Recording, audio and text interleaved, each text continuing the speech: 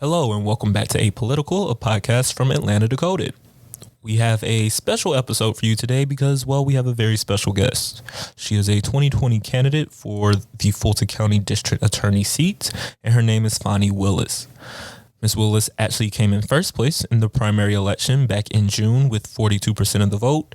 However, she needed at least 51% to win outright. So now she is in a runoff election with the second place finisher and the current Fulton County DA, Paul Howard. Ms. Willis is a very accomplished prosecutor. She has tried some of the biggest cases Atlanta has ever seen, including the APS cheating scandal back in 2014.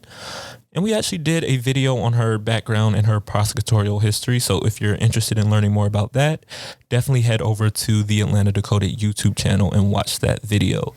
But today we really wanted to talk to her about the most pressing issues our city is facing right now, including police brutality, gang violence, and the overcrowding of the Fulton County jail. So yeah, let's just hop right into it. Please enjoy our interview with Attorney Fani Willis. Ms. Willis, thank you so much for joining us today. It is an honor to be here. I'm so excited that you all thought of me and that your listeners will get to learn a little today, and I'm just elated to be here. Well, we are elated to have you, especially in the midst of such an important election, so thank you. I want to start by asking you, what is it that a district attorney actually does? What are they responsible for those of our listeners who may not know? And why is this runoff election between you and current DA Paul Howard such an important one? Okay, well, that is a great question. First, let's talk about what the district attorney's office does. Here in Georgia and Fulton County specifically, the district attorney only prosecutes felony cases. In some jurisdictions, it prosecutes misdemeanors. And so to talk about what a felony is, that's going to be your more serious crime. Right. It's going to be your murders, your rape, your child molestation, burglaries, kidnappings, aggravated assault, drug charges, meaning trafficking drugs, and some amount of youth drugs. So all of those are under the district attorney. It is not your driving offenses. It's not your possession of marijuana less than an ounce. It's not your typical shoplifting, but rather your more serious crimes. Gotcha. This election is so important because we need a DA in office that is going to do the right thing every time. We need a DA that is free from scandal, which the current one is not. And we need a DA that's going to be innovative. I want to talk a little bit about your opponent, Paul Howard.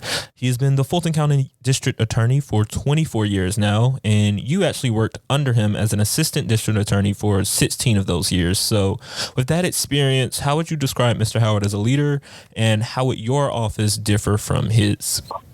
Well, let me say this. I was very proud to work for this district attorney at first because he was the first African-American DA. Yes. I'm a graduate of Howard University. There's things that Black people were proud of him, and one of them is graduating from Howard. Another was working for the first Black DA. Wow. I believe that he probably started out with some good missions and did some good things, but they had this saying, and it's absolute power, it corrupts absolutely. Somewhere along the way, Mr. Howard began to believe that the office was about him and serving his needs as opposed to serving the people. As your listeners may or may not be aware, he is currently being investigated by the Georgia Bureau of Investigations for taking money that was designated to help children that might be the targets of gangs in the amount of $195,000. And that is, in fact, criminal conduct, and I expect he'll be charged and removed from office.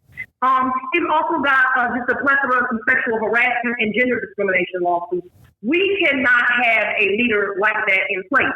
I was actually watching a recent interview of yours, and you said something that was very alarming to me.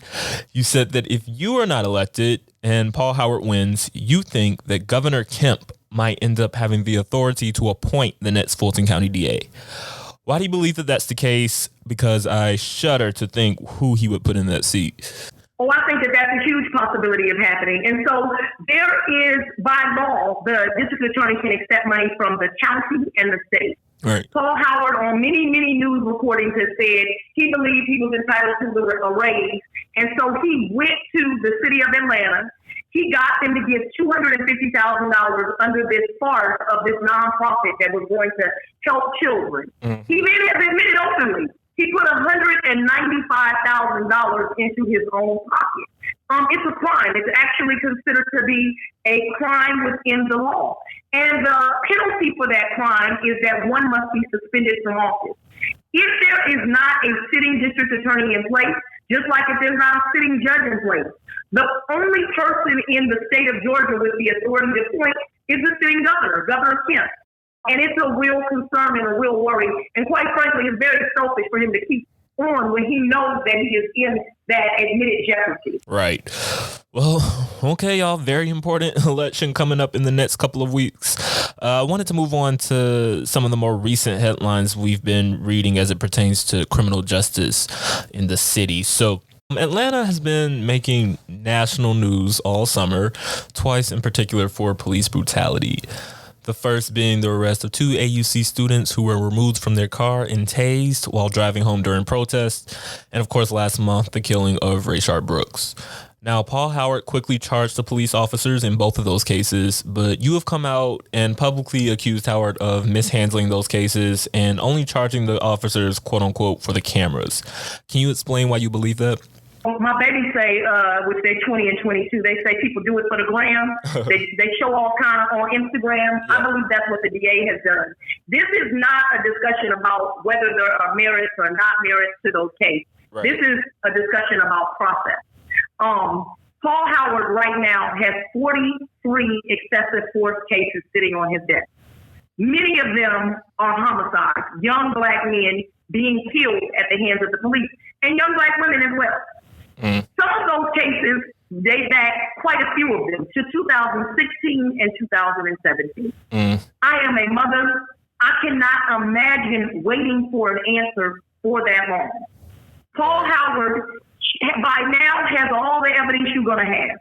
Cases are not perfect. The excuse he has is, I don't have body cam. I'm sorry. Most crimes don't get committed with a camera.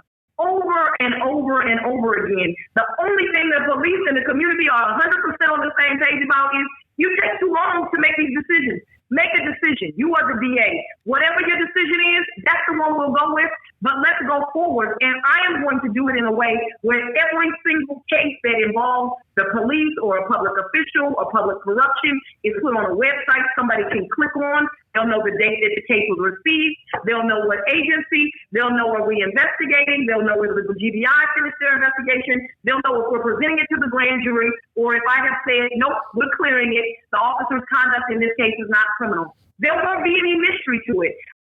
Right. But going back to these 2 most recent cases, though, specifically the Rayshard Brooks case, where do you think Howard misstepped in handling it? Do you think he moved too fast? I think he moved in a way that was improper. Let's be more specific. Holding a press conference was an improper way to do things. There are some ethical rules that don't let you do that. And so when he did that, he actually hurt the Rayshard Brooks case. I think the fact that he is on commercials talking about the Rayshard Brooks case, ethically you cannot do that because it's an open case. So all of those things actually get us further from justice. They don't get us closer to it. Ultimately, you're going to see defense attorneys that will say, hey, my client can't get justice in Fulton County. And so probably citizens from another community will get to decide the Rayshard Brooks case. And I think that's horrible. It should be citizens from Fulton County that get to decide this case. I also believe ultimately his office will be removed because you can't make a public statement about a defendant like that before they're even charged. So my thing is, the Rayshard Brooks family or no other family, they don't want a show. They don't want 2 minutes of fame. What they ultimately want is for you to go get an indictment and to get a conviction.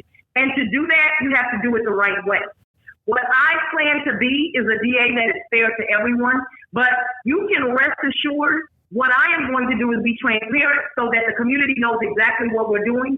And should the police violate the law, they're going to be charged just like everybody else. But they will not be charged before the process is done, and they will not be charged without a proper investigation. Because I'm not going to be doing it for the lights, the cameras, or the gram. I'm going to be doing it so that we can get a conviction so that they are held accountable for their behavior.